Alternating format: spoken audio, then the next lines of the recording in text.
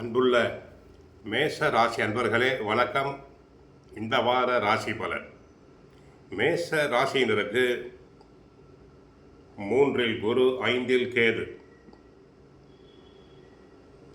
லாபஸ்தானத்தில் சூரியன், செவ்வாய், புதன், சுக்கிரன், ராகு இணைவு. விரய ராசியில் சனி பகவான் சஞ்சாரம் செய்கிறார். லாபஸ்தானத்தில் சூரியன் இருப்பதால் அரசு சம்பந்தப்பட்ட காரியங்கள் அனைத்தும் நிறைவேறும். அரசாங்க உதவிகள் கிடைக்கும். தாங்கள் எதிர்பார்த்த பதவி உயர்வு, இடமாற்றம் அனைத்தும் நிறைவேறும். அரசியல்வாதிகள் புகழ் பெறுவர். மக்களிடையே புகழ் செல்வாக்கு பெருகும். லாபஸ்தானத்தில் செவ்வாய் இருப்பதால் வீடு, மனை வாங்கலாம். வீடு கட்ட ஆசைப்படுபவர்களுக்கு நல்ல விதத்தில் வீடு கட்டலாம்.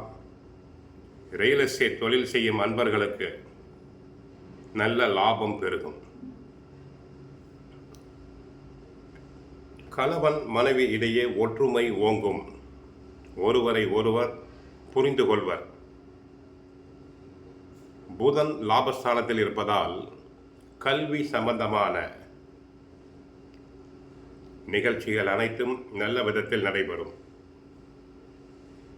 ஆசிரியர்களுக்கும் பேராசிரியர்களுக்கும் நல்ல விதத்தில் நன்மைகள் நடைபெறும். மாணவர்கள் நன்றாக படிப்பர். போட்டித் தேர்வுகளில் கலந்து கொண்டு வெற்றி பெறுவார்கள். சுக்கிரன் சாதகமாக இருப்பதால் கணவன் மனைவி ஒற்றுமை சிறப்பாக இருக்கும். பெண்களுக்கு நகைகள், ஆடைகள் சேரும். கோவில் விழாக்கள் போன்றவற்றுக்காக சென்று வருவீர்கள்.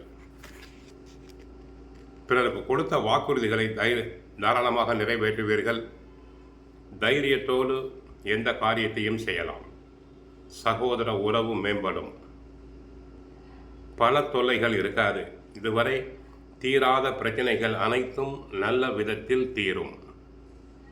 கேது 5இல் இருப்பதால் பிள்ளைகளால் தொல்லைகள். பிள்ளைகளால் மன அமைதி குறைவு உண்டாகும்.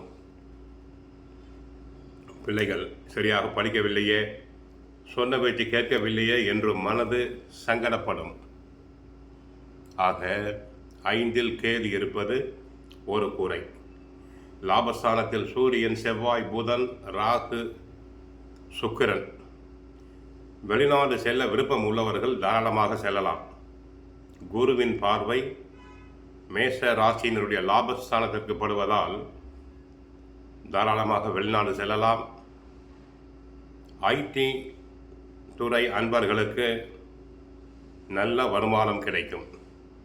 வெளிநாட்டு கம்பெனிகள், பெரிய பெரிய கம்பெனிகளிலிருந்து அழைப்புகள் வரலாம். அதனை மறுக்காமல் ஏற்றுக்கொள்ளுங்கள். தங்களுடைய எதிர்கால வாழ்விற்கு சிறப்பாக இருக்கும். திருமணம் ஆகாத கன்னியர்களுக்கு நல்ல விதத்தில் வரன் அமையும். மனதுக்கு பிடித்த வரன் அமையும்.